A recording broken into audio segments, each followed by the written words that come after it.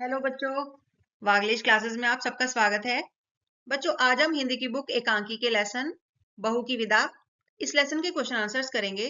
बच्चों, इस लेसन की रीडिंग हम अपनी पिछली वीडियो में कर चुके हैं, तो चलिए शुरू करते हैं इस लेसन के क्वेश्चन आंसर्स।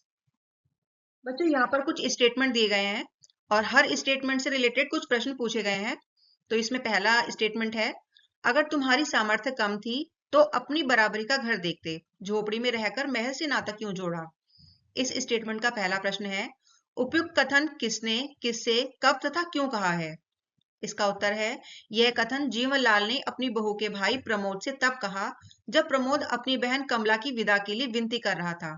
जीवनलाल ने ऐसा इसलिए कहा क्योंकि प्रमोद ने अपनी बहन कमला की शादी में दहेज पूरा नहीं दिया था और अपनी गरीबी की दुहाई दे रहा था।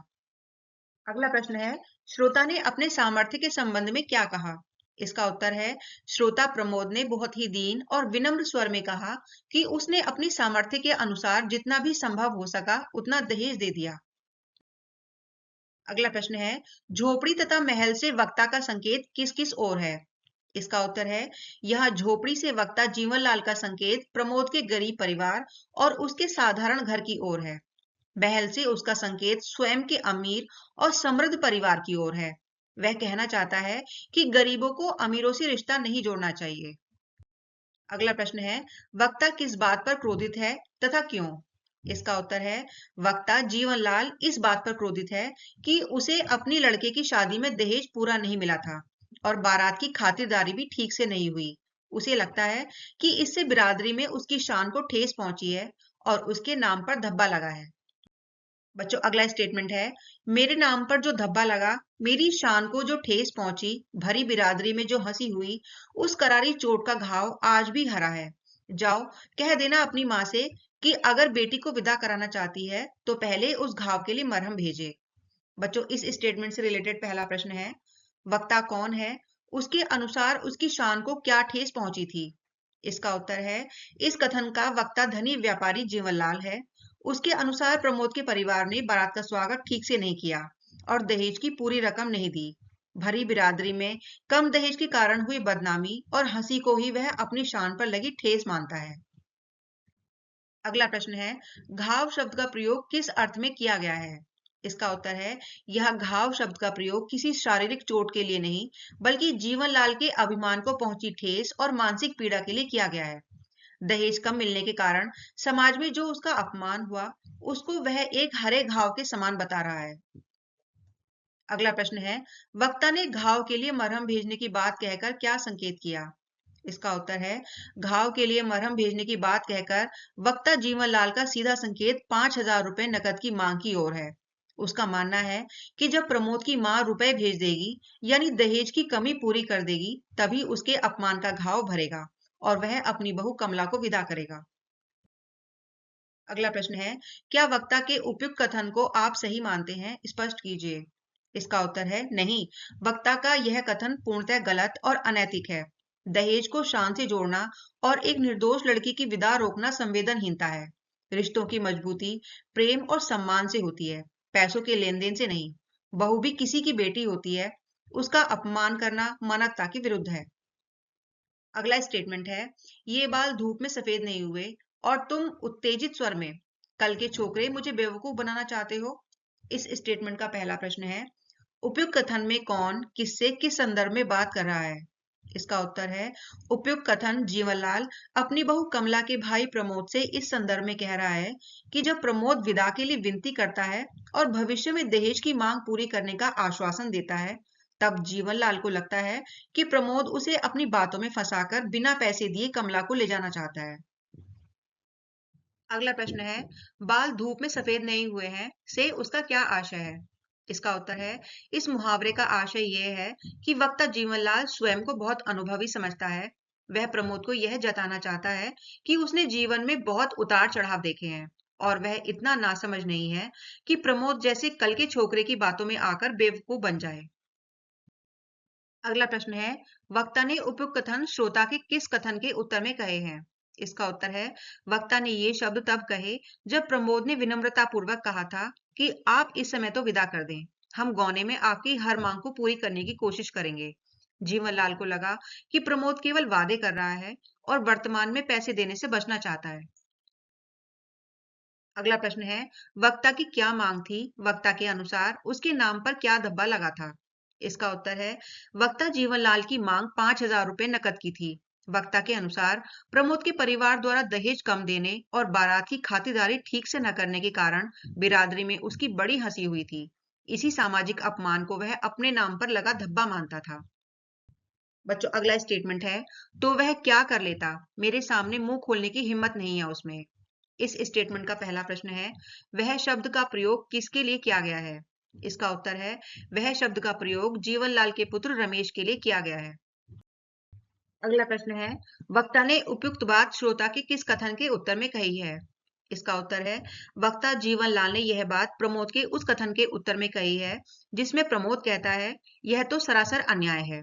अगर रमेश बाबू होते, प्रमोद का मानना था कि रमेश एक समझदार नवयुवक है और वह अपनी बहन कमला के प्रति हो रहे इस अन्याय का विरोध जरूर करता। अगला प्रश्न है, वक्ता ने अपने बेटे की क्या विशेषताएं बताई? इसका उत्तर है, वक्ता जीवनलाल ने अपने बेटे रमेश को एक आज्ञाकारी पुत्र बताया है। उसके अनुसार रमेश में अपने पिता के सामने मुंह खोलने की हिम्मत नहीं है। वह उसे प्रमोद जैसे आवारा छोकरों से अलग मानता है, जो बड़ों के मुंह नहीं लगता और पिता के हर फैसले का सम्मान करता है। अगला प्रश्न है, वक्ता का बेटा कहाँ गया हुआ था और क्यों? क्या उसका जाना सफल रहा? इसका उत्तर है, वक्ता का बेटा रमेश अपनी बहन गौरी को विदा कराने उसकी ससुराल गया हुआ था। उसका जाना सफल नहीं रहा क्योंकि गौरी के ससुराल वालों ने भी दहेज कम होने का बहाना बनाकर उसे विदा करने से मना कर दिया। अगला स्टेटमेंट है, तुम्हारी बहन के सपने कभी पूरे नहीं होंगे और उसके सपनों के खून का दाग तुम्हारे हाथों और तुम्हारी माँ के आंचल पर होगा, समझे? बच्चों, इस स्टेटमेंट का पहला प्रश्न है, उपयुक्त वाक्य किस एकांकी से लिया गया है? वाक्य किसने तथा किससे कहा है?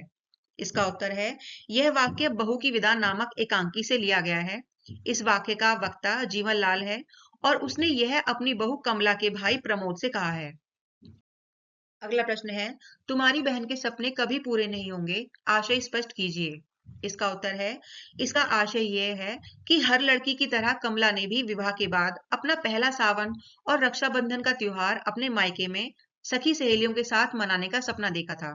जीवनलाल उसे विदा न करके उसके इस छोटे से सपने को कुचलने की धमकी दे रहा है। अगला प्रश्न है, वक्ता ने सपने पूरे ना होने के लिए किस किस को जिम्मेदार बताया? क्या आप वक्ता के कथन को उचित मानते हैं? इसका उत्तर है, वक्ता ने कमला के सपने पूरे ना होने के लिए उसके भाई प्रमोद और उसकी मां को जिम्मेदार बताया है, क्योंकि उन्होंने दहेज की पूरी रकम नहीं दी। नहीं, मैं वक्ता के कथन को बिल्कुल उचित नहीं मानता, क्योंकि कमला के दुखों का असली कारण जीवनलाल का लालच और संवेदनहीनता है, ना कि उसके परिवार की आर्थिक स्थिति। अगला प्रश्न है, वक्ता ने अपनी बेटी गौरी के विवाह के संबंध में वक्ता से क्या कहा? इससे वक्ता के चरित्र की किस विशेषता का पता चलता है? इसका उत्तर है, जीवनलाल ने गर्व से कहा कि उसने अपनी बेटी गौरी की शादी में इतना दहेज दिया कि देखने वालों ने दांतों तले उंगली दबा ली। इससे जीवनलाल के अहंकारी, दिखावेबाज और दोहरे चरित्र का पता चलता है, जो अपनी बेटी के लिए तो उदार है, लेकिन अपनी बहू के प्रति अत्यंत कठोर और लालची है। बच्चों, अगला स्टेटमेंट है, बेटी और बहू को एक तराजू में तौलना चाहते हो, बेटी बेटी है, बहू बहू। इस स्टेटमेंट का पहला प्रश्न है, उपयुक्त कथन किसने किससे कहा है तथा कब? इसका उत्तर है, यह कथन जीवनलाल ने अपनी बहू कमला के भाई प्रमोद से कहा है। यह बात तब कही गई जब प्रमोद ने व्यंग किया कि जो हमारी बहन है, क्या वह आपकी कुछ नहीं लगती? इसके उत्तर में जीवनलाल ने बड़े अहंकार और कड़े स्वर में यह बात कही। अगला प्रश्न है, बेटी और बहू से किस किस की ओर संकेत है? इसका उत्तर है, यहाँ बेटी शब्द से जीवनलाल की अपनी पुत्री गौरी की ओर संकेत है, जिसे वह बहुत प्यार करता है। वहीं बहू शब्द से उसकी पुत्रवधू कमला की ओर संकेत है, जिसे वह दहेज की कमी के कारण उसकी विदा करने से मना कर रहा है। अगला प्रश्न है, बेटी वाला होकर भी वक्ता को किस बात पर अहंकार था? इसका उत्तर है, बेटी वाला होकर भी वक्ता जीवनलाल को इस बात का अहंकार था कि उसने अपनी बेटी गौरी की शादी में बहुत अधिक दहेज दिया है और बारात की खातिरदारी में कोई कमी नहीं छोड़ी। उसे गर्व था कि उसने इतना धन खर्च किया है कि बिरादरी में उसकी मूंछ ऊंची है। अगला प्रश्न है, बेटी बेटी है, बहू बहू। इस कथन से वक्ता की किस मानसिकता पर प्रकाश पड़ता है? इन संबंध में अपने विचार भी प्रकट कीजिए। इसका उत्तर है, इस कथन से जीवनलाल की संकुचित और दोहरी मानसिकता का पता चलता है। वह स्त्री जाति के प्रति संवेदनहीन है और बहू को अपनी बेटी के समान दर्जा नहीं देता। मेरे विचार में जीवनलाल की यह सोच समाज के लिए घातक है। वास्तव में बहू भी किसी दूसरे घर की बेटी ही होती है। जब तक समाज में बहू और बेटी को एक समान सम्मान नहीं मिलेगा, तब तक दहेज जैसी बुरी प्रथा समाज को खोखला करती रहेगी। बच्चों, अगला स्टेटमेंट है, जरूर और हाँ, उसे यह भी बताते जाना कि अगली बार मेरे लिए मरहम लेकर विदा कराने कब आओगे। इस स्टेटमेंट का पहला प्रश्न है, जरूर शब्द का प्रयोग वक्ता ने किस प्रश्न के उत्तर में किया है और क्यों? इसका उत्तर है, जरूर शब्द का प्रयोग जीवनलाल ने प्रमोद के उस प्रश्न के उत्तर में किया है जिसमें प्रमोद ने जाने से पहले अपनी बहन कमला से मिलने की अनुमति मांगी थी। जीवनलाल ने यह अनुमति इसलिए दी क्योंकि वह एक कठोर हृदय व्यक्ति होने के बावजूद समाज के सामने खुद को शिष्ट दिखाना चाहता था। अगला प्रश्न है, जीवनलाल के चरित्र की प्रमुख विशेषताओं का उल्लेख कीजिए। इसका उत्तर है, जीवनलाल के चरित्र की प्रमुख विशेषताएं निम्नलिखित हैं। नंबर 1, वह लालची और स्वार्थी है, जो रिश्तों से ज्यादा पैसों यानी दहेज को महत्व देता है। नंबर 2, वह अहंकारी है, जो अपनी धन दौलत और सामाजिक प्रतिष्ठा का बहुत अहंकार करता है। नंबर 3, वह दोहरी मानसिकता वाला है, वह अपनी बेटी और बहू के बीच भेदभाव करता है। और नंबर 4, वह संवेदनहीन है, उसे दूसरों की गरीबी और भावनाओं की कोई परवाह नहीं है। अगला प्रश्न है, मरहम शब्द का आशय स्पष्ट कीजिए। वक्ता किस प्रकार के मरहम की बात कर रहा है और क्यों? इसका उत्तर है, यहाँ मरहम शब्द का आशय दहेज की बाकी बची रकम 5,000 रुपए से है। जीवनलाल का मानना था कि दहेज कम मिलने से समाज में उसकी जो बदनामी हुई है, वह उसके सम्मान पर एक घाव की तरह है। उस घाव को भरने के लिए वह प्रमोद से रुपयों के रूप में मरहम मांग रहा है, जिसके बदले में वह अपनी बहू कमला को विदा करेगा। अगला प्रश्न है, दहेज प्रथा पर अपने विचार प्रकट कीजिए। इसका उत्तर है, दहेज प्रथा समाज के लिए एक अभिशाप और कलंक है। यह मानवीय संवेदनाओं को खत्म कर देती है और रिश्तों को सौदेबाजी में बदल देती है। इसके कारण न जाने कितनी ही बेटियों को मानसिक और शारीरिक प्रताड़ना सहनी पड़ती है। इसे जड़ से खत्म करने के लिए युवाओं को जागरूक होना होगा और हमें यह समझना होगा कि बहू ही घर की असली लक्ष्मी है, ना कि उसके साथ आने वाला धन। बच्चों, अगला स्टेटमेंट है, मैं कहता हूं रो मत, इन मोतियों का मूल्य समझने वाला यहाँ कोई नहीं है, पानी में पत्थर नहीं पिघल सकता। इस स्टेटमेंट का पहला प्रश्न है, कौन किससे किस संदर्भ में बात कर रहा है? इसका उत्तर है, यहाँ वक्ता प्रमोद अपनी बहन कमला से बात कर रहा है। संदर्भ यह है कि जब जीवनलाल दहेज के कारण कमला को विदा करने से साफ इनकार कर देते हैं और प्रमोद जाने से पहले कमला से मिलता है और पूछता है कि अच्छी तरह से तो हो, तब कमला सिसकने लगती है, जिस पर प्रमोद दुखी कमला को सांत्वना देते हुए ये शब्द कहता है। अगला प्रश्न है, रोने वाला कौन है, उसके रोने का क्या कारण है? इसका उत्तर है, रोने वाली कमला है। उसके रोने का मुख्य कारण ये है कि उसके ससुर जीवनलाल ने उसे सावन के पहले त्योहार पर मायके जाने के लिए विदा करने से मना कर दिया है। अगला प्रश्न है, वक्ता ने मोतियों का प्रयोग किस अर्थ में किया है? इसका उत्तर है, वक्ता प्रमोद ने मोतियों शब्द का प्रयोग कमला के आंसुओं के लिए किया है। वह कहना चाहता है कि कमला के ये आंसू बहुत कीमती हैं, लेकिन उसके ससुराल के लोग इतने लालची और कठोर हैं कि वे इन आंसुओं के मूल्य को नहीं समझ सकते। अगला प्रश्न है, पानी में पत्थर नहीं पिघलता, वाक्य का व्यंग स्पष्ट कीजिए। इसका उत्तर है, इस वाक्य के माध्यम से प्रमोद ने जीवनलाल के पत्थर जैसे कठोर हृदय पर करारा व्यंग किया है। पानी का अर्थ है कमला के विनम्र आंसू और पत्थर का अर्थ है जीवनलाल का जिद्दी और निर्दयी स्वभाव। प्रमोद कहना चाहता है कि जिस प्रकार पानी से पत्थर नहीं पिघलता, उसी प्रकार कमला के आंसुओं से जीवनलाल का लालची मन नहीं पसीज सकता।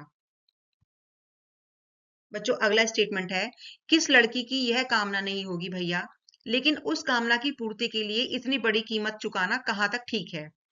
इस स्टेटमेंट का पहला प्रश्न है, हर लड़की की कामना क्या होती है, एकांकी के आधार पर स्पष्ट कीजिए। इसका उत्तर है, एकांकी के आधार पर हर लड़की की यह कामना होती है कि विवाह के बाद वह अपना पहला सावन और रक्षाबंधन का त्योहार अपने मायके जाकर अपनी सखियों और परिवार के साथ मनाए। अगला प्रश्न है, उस कामना की पूर्ति में बाधा क्यों आ रही है? इसका उत्तर है कमला की इस कामना की पूर्ति में उसके ससुर जीवनलाल का लालच बाधा बन रहा है। जीवनलाल का मानना है कि प्रमोद के परिवार ने दहेज की पूरी रकम नहीं दी है। वे पैसों को रिश्तों से ऊपर रखते हैं, इसलिए उन्होंने दहेज की कमी के कारण कमला को विदा करने से मना कर दिया है। अगला प्रश्न है, श्रोता उस कामना की पूर्ति के लिए क्या कीमत चुकाने को तैयार है? इसका उत्तर है, श्रोता प्रमोद अपनी बहन की खुशी के लिए अपना मकान बेचने की कीमत चुकाने को तैयार है। वह चाहता है कि किसी भी तरह 5,000 रुपए का प्रबंध करके जीवनलाल का मुंह बंद कर दे और अपनी बहन को विदा कराकर घर ले जाए।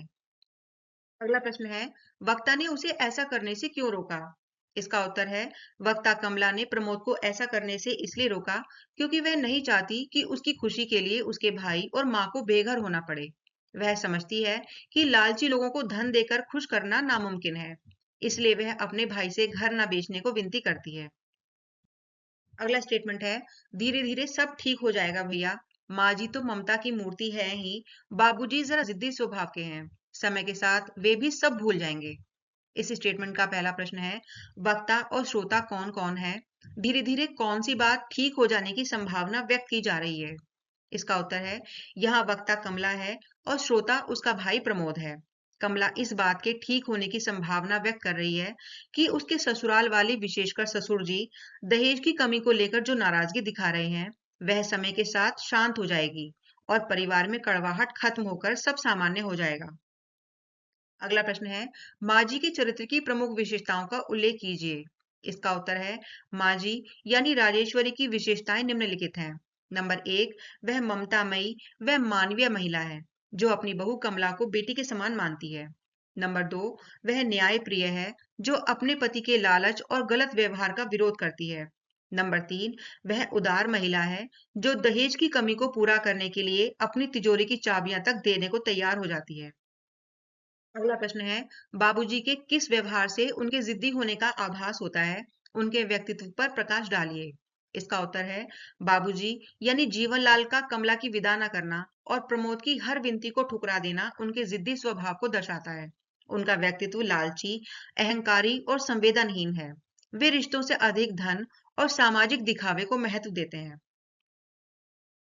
अगला प्रश्न है, बाबूजी को कौन सी बात खल रही थी? भैया उनकी शिकायत दूर करने के लिए क्या करने को तैयार था? इसका उत्तर है, बाबूजी को यह बात खल रही थी कि उनकी शान के अनुसार उन्हें दहेज नहीं मिला, जिससे बिरादरी में उनकी हंसी हुई।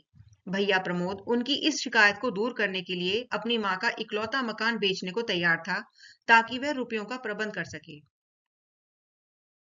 अगला स्टेटमेंट है, बस मैं देती हूँ तुम्हें रुपए, उनके मुंह पर मारकर कहना कि यह लो कागज के रंग बिरंगे टुकड़े जिन्हें तुम आदमी से ज्यादा प्यार करते हो। उठकर सामने वाले द्वार की ओर बढ़ती हुई, मैं अभी लाती हूँ। इस स्टेटमेंट का पहला प्रश्न है, कौन रुपए देने की बात कर रही है और किसके मुंह पर कागज के टुकड़े फेंके जाने हैं? वक्ता का परिचय दीजिए।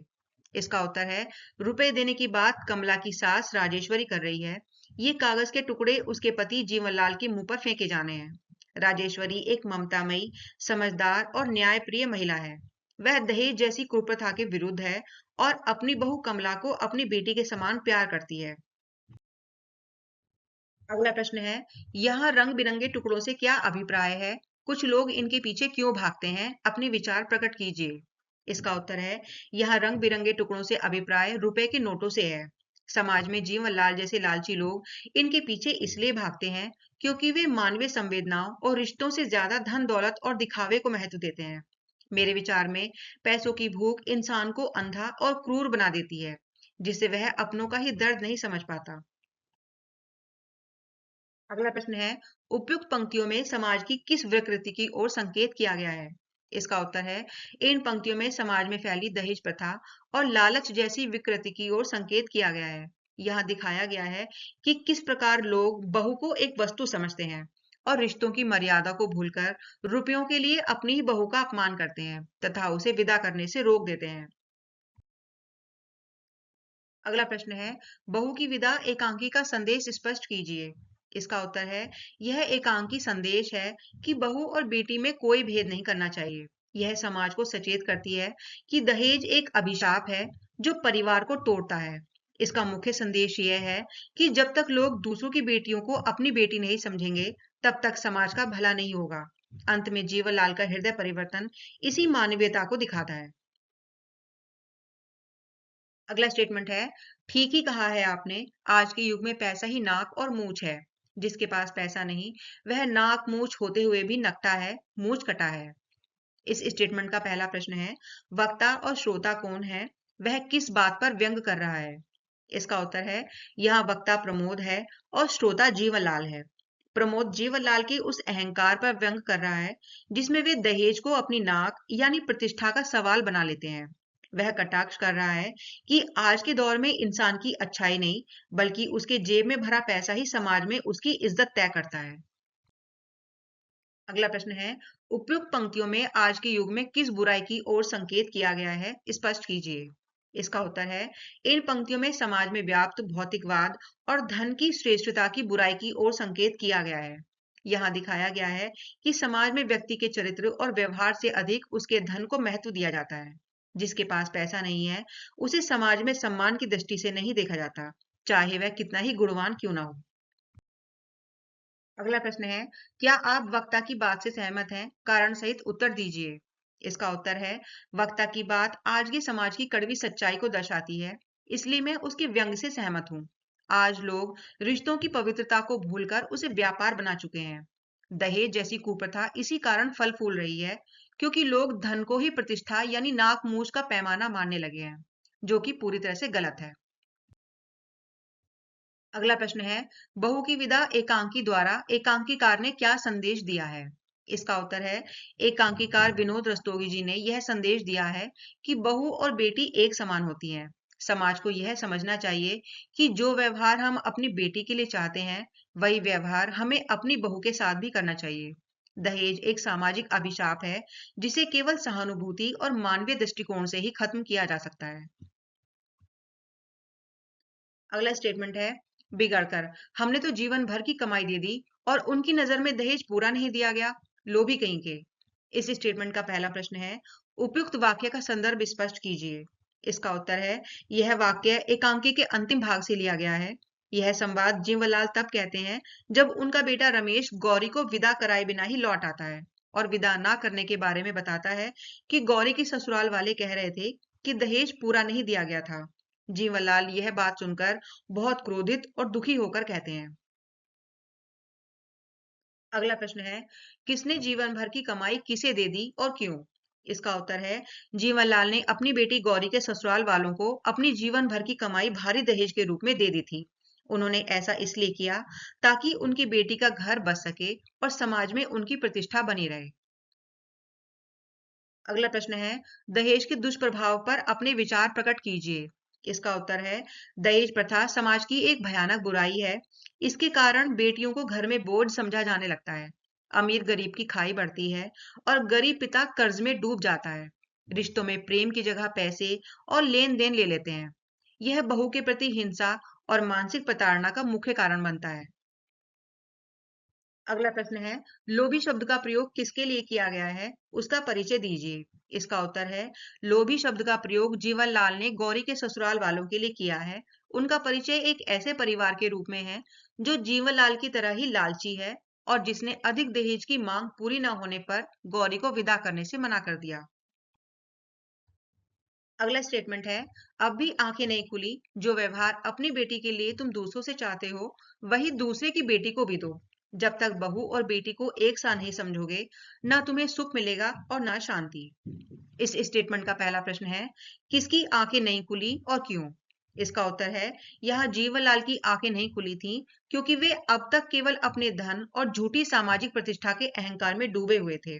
वे अपनी बहू कमला को दहेज के लिए प्रताड़ित कर रहे थे, लेकिन जब उनकी अपनी बेटी गौरी को भी कम दहेज के कारण ससुराल में विदा नहीं किया गया, तब उन्हें अपनी गलती और दोहरे व्यवहार का एहसास हुआ। अगला प्रश्न है, उपयुक्त अवतरण का संदर्भ स्पष्ट कीजिए।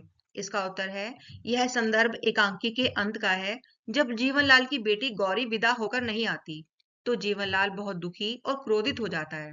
तब उनकी पत्नी राजेश्वरी उन्हें आईना दिखाते हुए यह कड़वा सच बताती है कि उन्होंने भी अपनी बहू कमला और उसके भाई प्रमोद के साथ वैसा ही बुरा व्यवहार किया है जैसा गौरी के ससुराल वालों ने किया। अगला प्रश्न है, वक्ता कौन है, उसके चरित्र की विशेषताएं लिखिए। इसका उत्तर है, इस कथन की वक्ता राजेश्वरी है। राजेश्वरी की विशेषताएं निम्नलिखित हैं। नंबर एक, वह ममतामयी व मानवीय महिला है जो अपनी बहू कमला को बेटी के समान मानती है। नंबर दो, वह न्याय प्रिय है जो अपने पति के लालच और गलत व्यवहार का विरोध करती है। और नंबर तीन, वह उदार महिला है जो दहेज की कमी को पूरा करने के लिए अपनी तिजोरी की चाबियां तक देने को तैयार हो जाती है। अगला प्रश्न है, बहू और बेटी में अंतर क्यों किया जाता है, स्पष्ट कीजिए। इसका उत्तर है, समाज में यह अंतर संकुचित और स्वार्थी मानसिकता के कारण किया जाता है। लोग अपनी बेटी को तो अपना मानते हैं और उसके लिए हर सुख सुविधा चाहते हैं, लेकिन बहू को केवल धन लाने वाली वस्तु या दूसरे घर से आई पराई लड़की समझते हैं।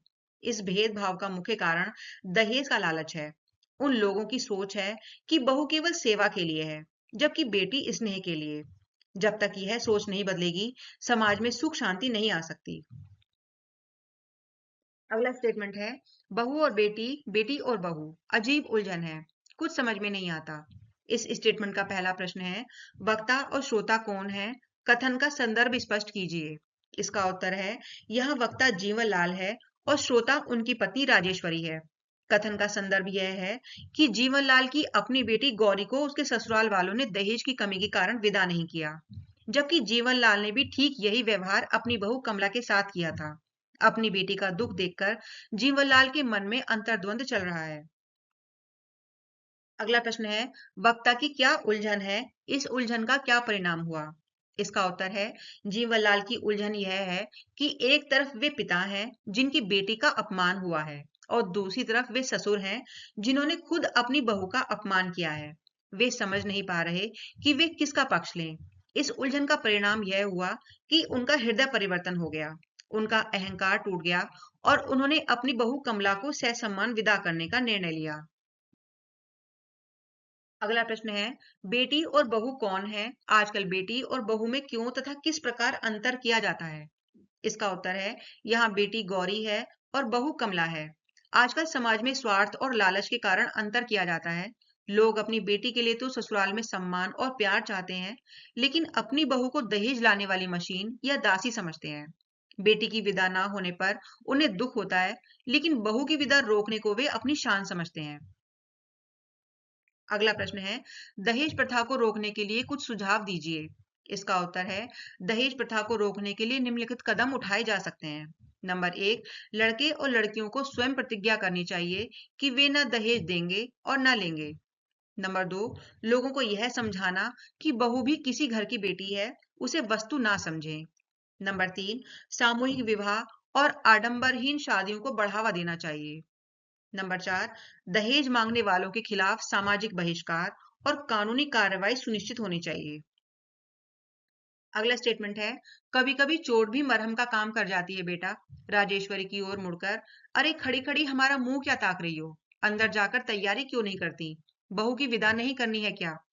इस स्टेटमेंट का पहला प्रश्न है, कभी कभी चोट भी मरहम का काम कर जाती है, वाक्य का आशय स्पष्ट कीजिए। इसका उत्तर है, इस वाक्य का आशय यह है कि कभी कभी जीवन में मिलने वाला दुख या अपमान का अनुभव मनुष्य को अपनी गलती का एहसास करा देता है और उसे सही रास्ते पर ले आता है।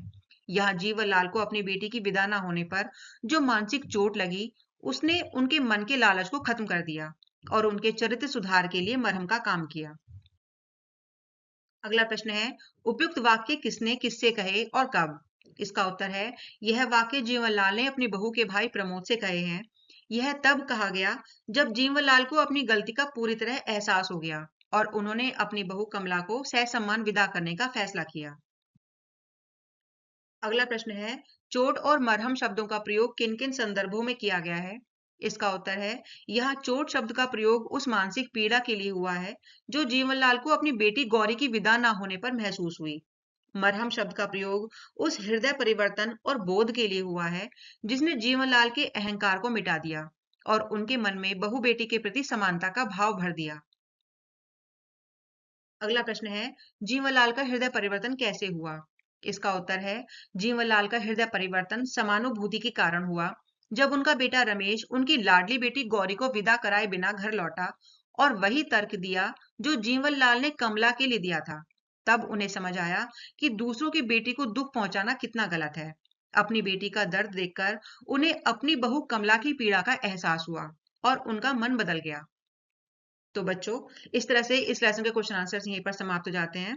मैं आशा करती हूँ आपको सभी प्रश्नों के उत्तर समझ में आए होंगे। अगर आपको ये वीडियो पसंद आई है तो वीडियो को लाइक और शेयर करें और चैनल को सब्सक्राइब करना बिल्कुल ना भूलें, जिससे आने वाली वीडियोस आसानी से आप तक पहुंच सकें। Thank you.